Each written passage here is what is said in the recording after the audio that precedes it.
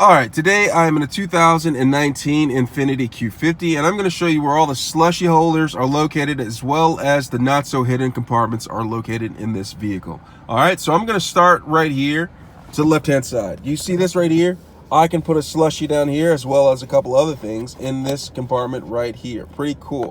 All right, we're going to move towards the center, and this is a not so hidden compartment right here. If I press that, it opens up right there.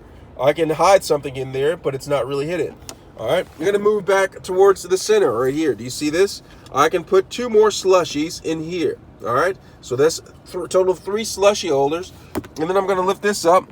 Wow, I can not hide something in there. All right, we're gonna move over to this compartment. This is the glove compartment. Boom, right here. You put that in there, and wow, pretty cool, right? All right. Now we're gonna move over here, and look, I can put another slushy right there.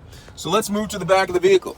The back of the vehicle can put no slushies back there. There's no compartments in there, but right here, no, that's not a container compartment either.